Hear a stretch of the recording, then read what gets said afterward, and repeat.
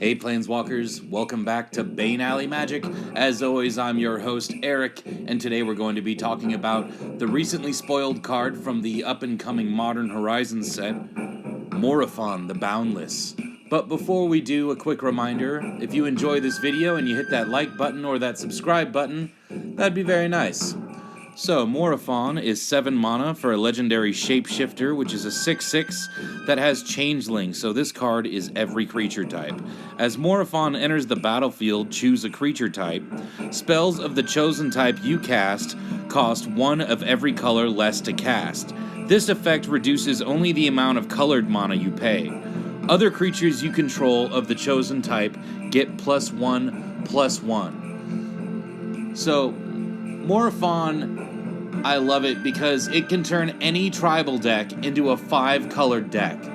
On top of that, because Morophon is all colorless mana to cast, you don't need to go all in on 5 colors. You can actually make your deck any combination of colors or just mono-colored, and Morophon will still work. Where Morophon is predicted to shine is in a 5-color humans deck. But for me personally, I decided to go with Minotaurs. The Minotaur tribal deck is highly undersupported in Magic the Gathering all across the formats. In Commander, the only halfway decent Minotaur commander is Neheb the Worthy. And this is a card I just can't stand. All it does is pump up your Minotaurs as long as you have card disadvantage. This hellbent strategy has just never made sense to me. So, your Minotaurs get +2/+0 and have first strike. Big deal. If you have no cards in your hand and someone kills all your Minotaurs, you'll probably just be way behind for the rest of the game. So Minotaurs have always lacked a good tribal commander. One day for fun, I made up my own. Marduk the Slayer. Basically, he's a Boros Reckoner on steroids. Angrath Minotaur Planeswalker does not even synergize with Minotaurs, so I made Sandrew Cosmic Reckoner based on some Magic the Gathering lore about another Minotaur Planeswalker with that name. The other problem with Minotaur Tribal is the lack of 1 and 2 drops. In the 1 and 2 drop slot, there are only 8 legal commander cards for Minotaurs, and not a single one of them gives you card advantage, ramps, or even gives you some form of removal or evasion. They're all pretty crummy. In fact, there were only about 27 Minotaurs I decided to put in the deck, but I also threw in 4 more changelings, so including Morophon, we have 32 creatures that count as Minotaurs in the deck. Morophon works great with Minotaurs, as there are, in fact, Minotaurs in every color, although we don't really care about the green one. Normally Minotaurs are Rakdos, and sometimes they get Boros colors, but never yet has there been a Mardu Minotaur. Well, now we have a Minotaur of all 5 colors, so I went ahead and made this deck a 5-color deck to give it the best draw and ramp choices available. That way we can make up for the fact that Minotaurs themselves don't ramp or draw cards very well. The main plan of this deck is to go aggro, so we want to get out a ton of Minotaurs as quickly as possible, pump them up, and eat someone alive. Morophon helps us do all of this by reducing their cost and pumping them up +1/+1. So let's get into the deck, starting with the Minotaurs. First, we have Gnarled Scarhide, 1 black mana for a 2/1 Minotaur with Bestow. So for 3 and a black, if you cast this card for its Bestow cost, it's an aura spell with Enchant Creature. It becomes a creature again if it's not attached to a creature. Gnarled Scarhide can't block. An enchanted creature would get +2/+1 and can't block. So, Gnarled Scarhide is the only decent 1-drop Minotaur there is. You know, he's alright. The Bestow effect is kind of cool in that if you bestow him and the creature he's bestowing dies, then Gnarled Scarhide just enters the battlefield. That's pretty cool. So, next we have Blood Rage Brawler, 1 and a red for a 4/3 Minotaur. When it enters the battlefield, you have to discard a card. So, Blood Rage Brawler is an example of one of those Minotaurs of card disadvantage, but he is pretty big, so he's an alright 2-drop. I still wish there were better options. Moving on to the 3-drops, we have Cursed Minotaur. 2 and a black for a 3/2 with Menace. It's a zombie Minotaur. Sweet. Next we have On Crop Crasher, 2 and a red for a 3/2 Minotaur with haste. You may exert On Crop Crasher as it attacks. When you do, target creature can't block this turn. So that's exactly the kind of effect Minotaurs want. They want to prevent your opponents from blocking, you know, so we can get in with that combat damage. You do have to exert this creature, but that's not bad. This card actually did pretty well in Standard in its day. Next we have Minotaur Sure Shot. 2 and a red for a 2/3 Minotaur Archer with Reach, and for 1 and a red, Minotaur Sure Shot gets +1/+0 till the end of the turn. Not bad. Next we have Kragma Butcher. 2 and a red for a 2/3 Minotaur Warrior with Inspired, so when it becomes untapped, it gets +2/+0 until the end of the turn. So as long as you're at a point where this guy's just attacking every turn, it ends up being a 4/3. Next we have Ragemonger. 1, a black and a red for a 2/3 Minotaur Shaman that says Minotaur spells you cast cost a black and a red less to cast. This effect reduces only the amount of colored mana you pay. For example, if you cast a Minotaur spell that's 2 and a red, it then just costs 2 to cast. So Ragemonger is similar to Morophon, and it's reducing the colored mana of the Minotaurs we cast. And also there are quite a few Minotaurs that have both, you know, that have 2 of the same colored mana symbol in their symbols, so it is helpful to have both Morophon and Ragemonger out at the same time. Next we have Taurian Mauler, 2 and a red for a 2/2 Shapeshifter Changeling, which is every creature type, so it's a Minotaur. Whenever an opponent casts a spell, you may put a +1/+1 counter on Taurian Mauler, so it's a Minotaur that could potentially get really big. Next we have Mirror Entity, 2 and a white for a 1/1 Shapeshifter that's also Changeling, so it's a Minotaur, and you can pay X, and until the end of the turn, creatures you control have base power and toughness XX and gain all creature types. So this ability not only makes all of your creatures Minotaur, which they pretty much are in this deck, we only have 2 non-Minotaur creatures, but also it is just game winning if you happen to have like 10 mana open and you have like 5-6 creatures on the battlefield. I mean, this can make all your creatures really big, just as long as you got the mana. Continuing, we have Boros Reckoner, one of my favorite Minotaurs of all time, and probably one of yours as well. For 3 hybrid red-white mana, you get a 3/3 Minotaur Wizard that says whenever Boros Reckoner is dealt damage, it deals that much damage to target creature or player. And for 1 hybrid red-white, Boros Reckoner gains first strike until the end of the turn. So there's some pretty nifty combos you can do with Boros Reckoner, like if you had, you know, if you gave him Indestructible and Lifelink and you dealt him damage, you can then gain that much infinite life. If you also threw Arc Bond into that combo, then you could just deal your opponents infinite damage. I decided not to do that in this deck. You know, I wanted it to be more just based around the Minotaurs themselves, but you could throw that infinite combo in this deck pretty easily. Next, we have Minotaur Skullcleaver, 2 and a red for a 2/2 with haste. When Minotaur Skullcleaver enters the battlefield, it gets +2/+0 until the end of the turn, so it ends up being a 4/2 with haste when it enters the battlefield. Not terrible. Next, we have Rageblood Shaman, 1 and 2 red for a 2/3 Minotaur Shaman with Trample that says other Minotaur creatures you control get +1/+1 and have Trample. So pretty essential card in this deck. Just pumping up all of our Minotaurs is exactly what we want to do. Next we have Felhide Petrifier, 2 and a black for a 2/3 Minotaur Warrior with Death Touch that says other Minotaur creatures you control have Death Touch. So giving all of our Minotaurs Death Touch makes our opponents really not want to block them. Next we have Adaptive Automaton, 3 mana for an artifact creature construct, which is a 2/2. As Adaptive Automaton enters the battlefield, choose a creature type. Adaptive Automaton is the chosen type in addition to its other types, so it will be a Minotaur.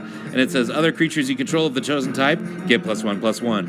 Again, exactly what we want to do, pump up all of our Minotaurs. Next we have another new card from the Modern Horizons set, Venomous Changeling.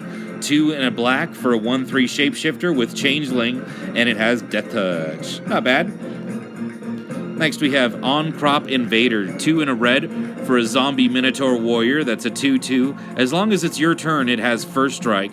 And what's really important to me here is for 1 mana, you can sacrifice another creature, and it gets +2/+0 till the end of the turn. So you do have to pay 1 mana for it, but this is our sack outlet in the deck. You know, if someone's trying to enchant our creature, gain control of our creature, exile our creature, we can choose to sacrifice that creature instead. Next we have Neheb, Dreadhorde Champion, 2 and 2 red for a 5/4 zombie Minotaur warrior with trample. And when Neheb Dreadhorde Champion deals combat damage to a player or planeswalker, you may discard any number of cards. If you do, draw that many cards and add that much red mana. Until the end of the turn, you don't lose this mana as steps and phases end. So this is a new card. It is just fabulous in red, just drawing cards and ramping at the same time. Invaluable, absolutely. Next we have Fanatic of Mogis, 3 in a red for a 4/2 Minotaur Shaman. When Fanatic of Mogis enters the battlefield, it deals damage to each opponent equal to your devotion to red. So your devotion is, the mana symbols in the mana cost of permanents you control. So if you had all these creatures on the battlefield, let's say, Fanatic of Mogis would deal 4 damage to each opponent. That's pretty sweet. And most of our Minotaurs, actually, I'm pretty sure all of our Minotaurs, except for like there's a couple mono black Minotaurs, I guess, but most Minotaurs all have red mana symbols in their mana cost. Next, we have Felhide Spiritbinder, 3 in a red for a 3/4 Minotaur Shaman that has Inspired, so when it becomes untapped, you may pay 1 in a red. If you do, put a token on the battlefield that's a copy of another target creature, except it's an enchantment in addition to its other types. It gains haste, exile it at the beginning of the next end step. So you get to make a copy of any other target creature, even one that your opponents control. So that's pretty sweet. As long as this guy is attacking, then every turn you have the ability to make a copy of another target creature and then attack with it. Excellent. Next we have Bullrush Bruiser, 3 and a red for a 4/3 Minotaur warrior from the Battle Bond set. When Bullrush Bruiser attacks, if your team controls another warrior, Bullrush Bruiser gains first strike until the end of the turn. So, not bad. We have about 10, 12 other warriors in this deck, so it works. It probably will get first strike a lot of the time. And, just being, a 4/3 for 4 mana, not bad. Next we have Emberhorn Minotaur, 3 in a red for a 4/3 Minotaur warrior. You may exert Emberhorn Minotaur as it attacks. If you do, it gets +1/+1 and gains menace until the end of the turn. So it could potentially be dealing 5 damage to your opponent and gain evasion. Pretty excellent. Next we have Anaba Spirit Crafter, 2 and 2 red for a 1/3 Minotaur Shaman that says Minotaur creatures get +1/+0. So if your opponents happen to also control a Minotaur, they'll also get pumped. But this is just what we want, to pump up all of our Minotaurs and get in that extra damage. Next we have Frontline Devastator, 3 in a red for a 3/3 zombie Minotaur warrior with Afflict 2. So when this creature becomes blocked, defending player loses 2 life. And for 1 in a red, Frontline Devastator gets +1/+0 until the end of the turn. I really love the Afflict ability, just punishing our opponents for blocking. I hope they come out with more cards with Afflict. That'd be really cool. Next we have Oracle of Bones, 2 and 2 red for a 3/1 Minotaur Shaman with haste, and it has Tribute 2, so as this creature enters the battlefield, an opponent of your choice may place 2 +1/+1 counters on it. And when Oracle of Bones enters the battlefield, if Tribute wasn't paid, you may cast an instant or sorcery card from your hand without paying its mana cost. So we do have quite a few powerful instant and sorcery cards in this deck, so if we want to cast them for free with Oracle of Bones, we gotta be pretty political. You gotta time it to where you find an opponent that's open, right, that you can attack, and you say, listen, if you don't pay the tribute, then I won't attack you, and they might say, yeah, if they're low on life and they're wide open. So that's how you kind of play political with this, and as you'll see very soon, we have some pretty powerful instants and sorcery spells in this deck. Moving along, we got War Chanter of Mogis, 3 and 2 black for a 3/3 Minotaur Shaman with Inspired. Whenever War Chanter of Mogis becomes untapped, target creature you control gains Intimidate until the end of the turn. Not the most powerful Minotaur, but, it's alright. Next we have Flurry of Horns, 4 and a red for a sorcery that says you put 2/3 Minotaur creature tokens with haste onto the battlefield. So I included this in the creature slot because that's basically all you're doing is just getting 2 creatures out of it. I think it's a good deal. Also, especially if you can cast this with Oracle of Bones, that is a fabulous deal. So that's our first sorcery I wanted to show you that you could potentially cast for free with Oracle of Bones if tribute wasn't paid. Next we have our next Neheb the Eternal. 3 and 2 red for a 4/6 zombie Minotaur warrior with Afflict 3. And at the beginning of your post-combat main phase, add red mana to your mana pool for each 1 life your opponents have lost this turn. So after combat, you get to add red mana to your mana pool for each 1 life your opponents have lost. That's really powerful.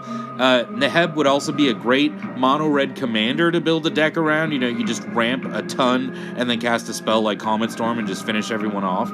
But yeah, with Neheb, even if they block them, they're going to be losing at least 3 life, and you're going to be adding that 3 red mana to your mana pool. That's pretty sweet. Great card. Our next Minotaur is Garth, Talarum Hero. For 3 and 2 red, you get a 4/4 Minotaur Legend, and he has Vigilance. And for 1 and a red, you can tap him, and he deals damage equal to his power to target creature. That creature deals damage equal to its power to Tangrath. So basically, you can pay 1 and a red and tap him to have him fight another target creature. That's pretty sweet. Next, we have Kragma Warcaller, 3, a black, and a red for a 2/3 Minotaur Warrior that says Minotaur creatures you control have haste, and whenever another Minotaur you control attacks, it gets +2/+0 till the end of the turn. That is really sweet. That's going to finish off our opponents. Also, giving all of our Minotaurs haste is super important. So we want to get Kragma Warcaller out basically as soon as possible. But probably one of our best Minotaur cards in the entire deck. Also, if we can get an additional combat step, our Minotaurs are going to get an additional +2/+0 because they're going to attack again. So that's important to keep in mind as we go forward. We do have 1 card that gives us an extra combat step coming up. Next, we have Ethereum Horn Sorcerer. 4, a blue, and a red. So this is our one and only blue Minotaur. 4, a blue, and a red for a 3/6 Minotaur Wizard. And for 1, a blue, and a red, you can return him to your hand. And he has Cascade. So when you cast this spell, exile cards from the top of your library until you exile a non-land card that costs less. You may cast the exiled card without paying its mana cost. You may cast that card without paying its mana cost and put the exiled cards on the bottom of your library in any order. So you get to reveal cards from the top of your library till you reveal something that's converted mana cost 5 or less and get to play that card for free. That's really awesome. Ethereum Horn Sorcerer is basically our only Minotaur that can give us card advantage, and also we can pay 3 to return him to our hand and recast him and do it all again. Really great with Morophon because it's only going to be 4 mana to cast. That is excellent. Next we have Boros Battle Shaper, 5, a red and a white for a 5/5 Minotaur Soldier that says at the beginning of each combat, up to 1 target creature attacks or blocks this combat if able, and up to 1 target creature can't attack or block this combat.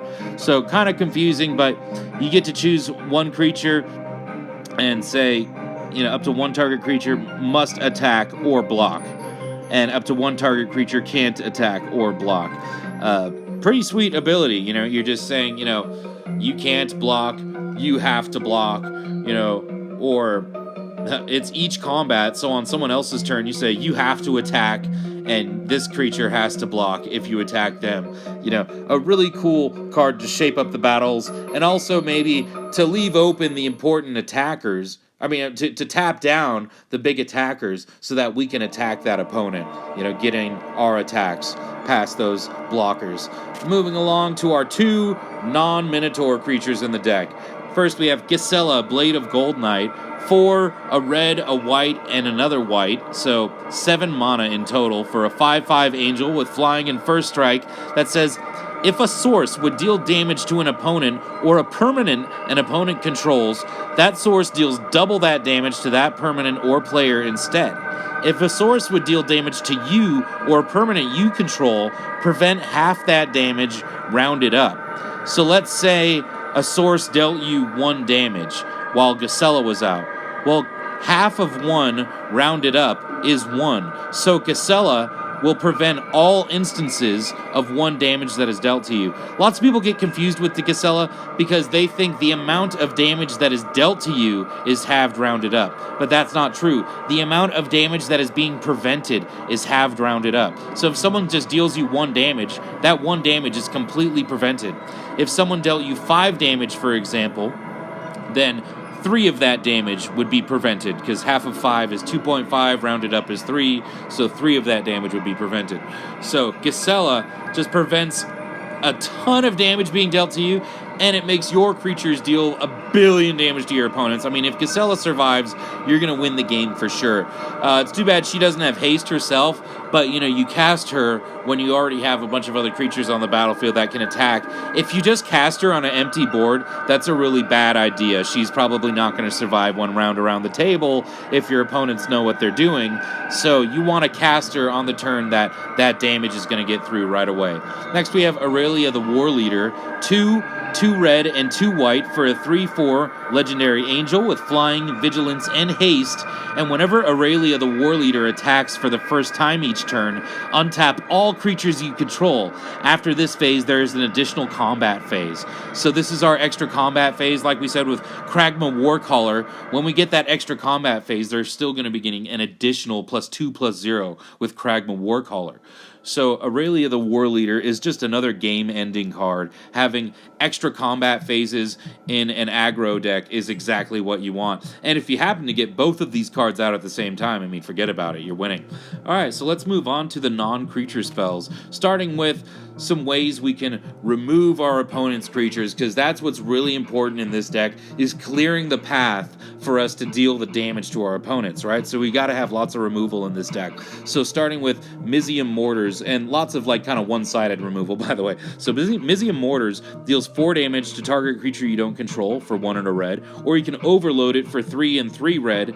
So if you pay the overload cost, 6 mana, you deal 4 damage to each creature you don't control. Pretty sweet. Next we have Cyclonic Rift for 1 and a blue, instant speed, return target non-land permanent you don't control to its owner's hand. And you can overload it for 6 and a blue. So if you pay its overload cost, you return each non-land permanent you don't control to its owner's hand.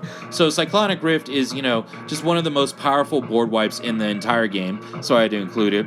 The reasons why is because, you know, it's instant speed, number 1, so you can just respond to your opponent spending all of their resources into their attack step or whatever, and then just respond by casting Cyclonic Rift, and all of those resources spent just go to nothing. One thing I like to do is cast it right as in response to your opponent's end step, so then they have to put all the cards in their hand, and then they have to discard down to 7. That's pretty cruel. Next we have Anguished Unmaking, 1 a white and a black for an instant, exile target non-land permanent, you lose 3 life. So you do lose 3 life, but you hit any non-land permanent at instant speed. That's pretty great.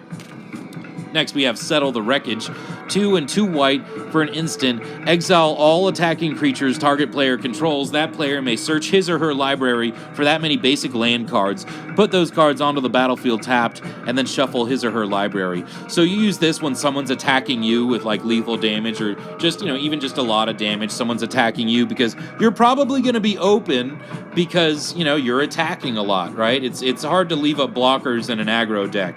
So you have Settle the Wreckage is pretty great to kind of fog for 1 turn. Also, if someone's about to win the game, this really helps. You know, if they have like Craterhoof Behemoth or something, you know, this ends all of that. So Settle the Wreckage is a pretty great and kind of underestimated removal board wipe in Commander. I love it.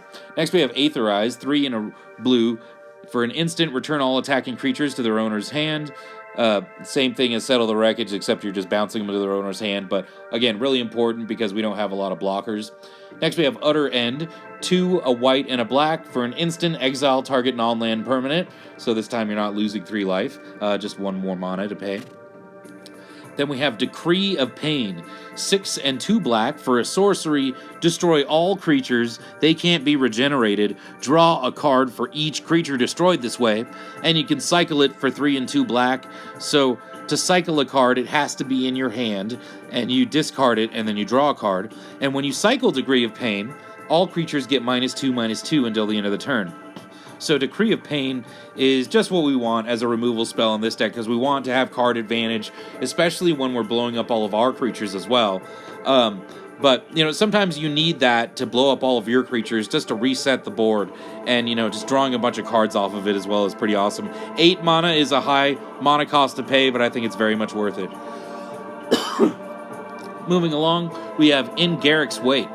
7 and 2 black for a sorcery that says destroy all creatures you don't control and all planeswalkers you don't control. Just a perfect one-sided board wipe. Then we have our 3 kind of anthems. I mean, they're not actually anthems. I mean, one of them kind of is. But, you know, these are our 3 ways to just really pump up all of our creatures and getting them that damage to finish the game. Really important for an aggro deck. So, first we have Rhythm of the Wild. 1, a red and a green for an enchantment. Creature spells you control can't be countered. That's really important. And non-token creatures you control have Riot.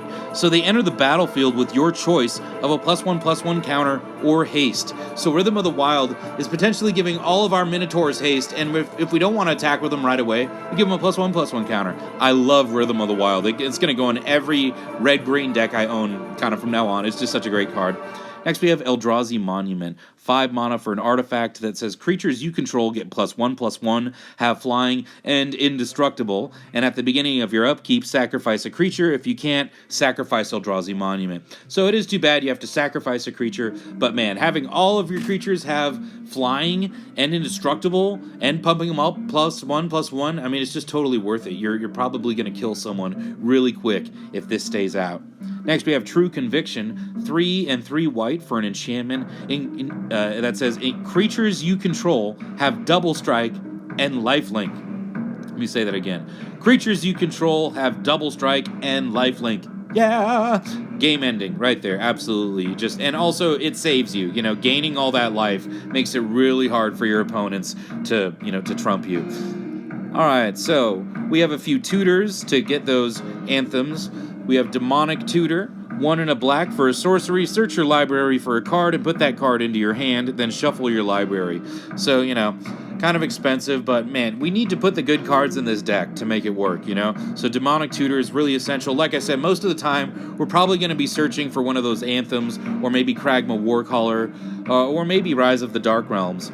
Next, we have Increasing Ambition. 4 and a black for a sorcery. Search your library for a card and put that card into your hand. If Increasing Ambition was cast from a graveyard, instead search your library for 2 cards and put those cards into your hand, then shuffle your library. And Increasing Ambition has flashback for 8, so for 7 and a black, you may cast it from your graveyard for its flashback cost and then exile it. So Increasing Ambition, yeah, it's a lot of mana, but potentially this is tutoring for up to 3 cards that you don't have to reveal. That is great. Next, we have Rise of the Dark Realms. 7 and 2 black for a sorcery. Put all creature cards from all graveyards onto the battlefield under your control. Very game ending right there. Sure, it's a lot of mana. You know, some of these are a lot of mana. We do have a lot of ramp. We are also playing a long game format, I want to remind you. So, you know, in a long game format, you want to have a lot of mana, you know, and if you don't have a lot of mana, you're probably losing anyway. So you need big bombs like this to really close out the game. So gotta love Rise of the Dark Realms, just getting every creature from every graveyard on the battlefield under your control. I mean, not much more needs to be said about that. Moving along to Vanquishers Banner. 5 mana for an artifact. As Vanquishers Banner enters the battlefield, you choose a creature type.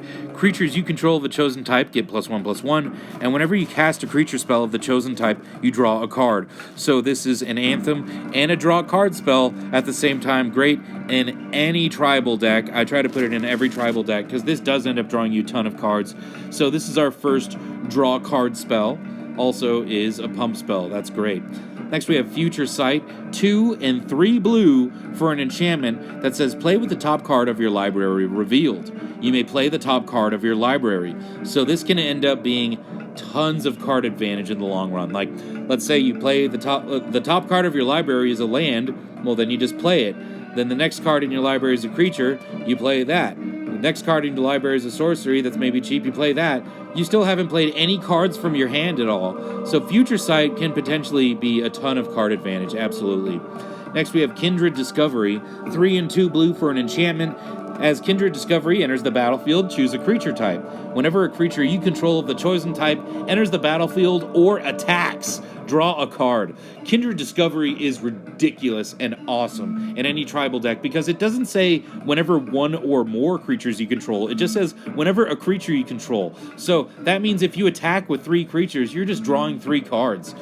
Kindred Discovery, yeah, really great card draw advantage in any tribal deck. Next we have Phyrexian Arena, 1 and 2 black. For an enchantment, at the beginning of your upkeep, you draw a card and you lose 1 life. So, you know, we are losing 1 life, but drawing that extra card every single turn is just great advantage, especially when we're starting with 40 life. You know, if we end up drawing 39 cards off of Phyrexian Arena, I still think that's a fine deal. And by that point, we'll probably find True Conviction and just gain all the life back anyway. Next, we have Rhystic Study. 2 and a blue for an enchantment. Whenever an opponent plays a spell, you may draw a card unless that player pays 1 mana. Yeah, the infamous Rhystic Study going in a Minotaur deck. That's just so awesome. So this is probably one of the best card advantage spells in the entire game. If no one blows it up, you are eventually going to be drawing quite a bit of cards. Unless your opponents all, you know, gang together and all decide they're all going to pay 1 extra mana for every single spell. Well, hey, that's mana disadvantage for them, so that's fine. Next, we have Distant Melody. 3 and a blue for a sorcery. Choose a creature type. Draw a card for each permanent you control of that type. So another great card in any tribal deck. This could draw us a ton of cards. Distant Melody. Next, we have the Immortal Sun. 6 mana for a legendary artifact. Players can't activate Planeswalker loyalty abilities. Yeah, guess what? We have no Planeswalkers in this deck. Awesome. At the beginning of your draw step, draw an additional card. Awesome. Spells you cast cost 1 less to cast. Awesome. And creatures you control get +1/+1. Awesome. Yeah, the Immortal Sun is just such an awesome card in almost any deck, but especially ours because we don't run any Planeswalkers. We want our Minotaurs to cost less. We want to draw cards, and hey, we want to pump all of our creatures +1/+1. That's excellent. Moving along, we have Nissa's Renewal. So these are our ramp spells. Nissa's Renewal is 5 and a green for a sorcery. Search your library for up to 3 basic land cards, put them onto the battlefield tapped, then shuffle your library. You gain 7 life. Yeah, 3 basic lands onto the battlefield, really helpful in our 5-color deck here, absolutely. And gaining 7 life, yeah, we need that because people are probably going to start attacking us once we start eating them alive. Next, we have Zendikar Resurgent, 5 and 2 green for an enchantment that says, whenever you tap a land for mana, add 1 mana to your mana pool of any type that land produced. And whenever you cast a creature spell, draw a card. So this is doubling all of your mana, and whenever you cast a creature spell, you draw a card. So if you can just imagine, let's say you had Morophon and the Immortal Sun on the battlefield, and Zendikar Resurgent, I mean, you can pretty much cast your entire deck at that point, because lots of your Minotaurs are almost free with a combination of Morophon and the Immortal Sun, and all of your lands that you tap are doubling. But also Zendikar Resurgent all by itself just draws you so many cards because you're able to cast your creatures so easily, and then you draw cards, and a lot of them are going to be creatures, which you can then cast very easily because all of your lands are doubled. So yeah, Zendikar Resurgent, I kind of put it in every green deck now that I make because it just is so good. Moving along, we have our other ramp spells. Of course, we have Soul Ring. Next is Felwar Stone, 2 mana for an artifact that taps to add 1 mana of any color that a land an opponent controls could produce. So this can potentially make 1 mana of any color for just 2 mana. It's so cool. Next we have Sword of the Animist, 2 mana for a legendary artifact equipment. Equipped creature gets +1/+1. Whenever equipped creature attacks, you may search your library for a basic land card, put it onto the battlefield tapped, and then shuffle your library, and it has equipped for 2. So this is great in the Minotaur deck because we want to be attacking every single turn. We want to pump our creature up +1/+1. That's great. And getting that land onto the battlefield just for attacking is fabulous. We don't even need to deal combat damage. So gotta love Sword of the Animist and Commander. It's really fabulous ramp spell. Next we have Herald's Horn. Little expensive, but like I said, we need some of the really great spells in this deck to make it work. So Herald's Horn, 3 mana for an artifact. As it enters the battlefield, choose a creature type. Creatures you control of the chosen type cost 1 less to cast. And at the beginning of your upkeep, look at the top card of your library. If it's a creature card of the chosen type, you may reveal it and put it into your hand. So this is, again, ramp and card advantage on 1 card for just 3 mana. It's just so good. You gotta get one. Next, we have Smothering Tithe, 3 and a white for an enchantment that says whenever an opponent draws a card, that player may pay 2 mana. If that player doesn't, you create a colorless treasure artifact token with sacrifice this artifact to make 1 mana of any color. So, again, 1 mana of any color, really important for our 5-color deck. But yeah, Smothering Tithe, I mean, this is like the Rhystic Study of mono white ramp right here. It is just such a great card. Get them now while you can, because I'm sure they're going to go up in price. Absolutely. Every time your opponent draws a card, I mean, I'll tell you, when I play this, they never pay it. They never, ever pay it. They always let you get the treasure. It's such a powerful card. Love it. Next is Tempt with Discovery. 3 and a green for a sorcery that has Tempting Offer. Search your library for a land card, put it onto the battlefield. Each opponent may search his or her library for a land card and put it onto the battlefield. For each opponent who searches a library this way, search your library for a land card and put it onto the battlefield. Then each player who searched a library this way shuffles it. So, you get to search a library for any land you want. Doesn't have to be basic, and it'll enter untapped if it doesn't enter tapped. And if you're for every opponent who does, you get to do it again. So in a normal Commander game, you get to search for up to 4 lands and put them onto the battlefield for just 4 mana. That is so great. Tempt with Discovery. Moving along, we have our lands. So, there are a total of 10 lands combinations that you can make for 3 colors. So, lots of people get worried when you build a 5-color deck because they think it's going to be really difficult to get all 5 colors out. But when you think about it, you now have more options for lands, so it's actually almost easier to get all the colors you need because you have so many lands that make 3 colors. So you have all the lands like this, and then there's also all the layers, which are basically like the same thing. So you have about 18 to 20. I think they don't have a layer for every combo combination, so I think there's only like a total of 18. But still, you have up to 18 choices for 3-color lands. And with all the dual lands you also have the color combos from, I mean, you know, it's just great. You know, being able to get 5 colors is not really that difficult. So I didn't do the layers. Also, you don't even need any of the 3-color lands. If you can afford to buy all of the fetch lands and all of the shock lands, then at that point you pretty much have access to everything you want to. You don't even need the 3-color lands at that point. And you know, then, you know, but of course that's quite a bit of money. So if you can afford it, go ahead and do that. Anyway, so we have, excuse me, we have all these lands that enter the battlefield tapped, and they all add 3 mana, any one of 3 colors to our mana pool. Frontier Bivouac enters tapped, or maybe it's Bivouac, enters tapped, adds green, blue, or red. Crumbling Necropolis adds red, black, or blue. Jungle Shrine adds red, green, or white. Mystic Monastery, blue, red, or white. Nomad Outpost, red, white, or black. Arcane Sanctum, white, blue, or black. Savage Lands, black, red, or green. Seaside Citadel, green, white, or blue. Opulent Palace, black, green, blue. Sandstep Citadel, white, black, or green. So as you can see, we have plenty of choices to add 3 for 3-colored lands. You know, they don't add 3 colors, but they add 1 of 3 colors. Next, we have our shock lands. So we have 1 of each of the shock lands.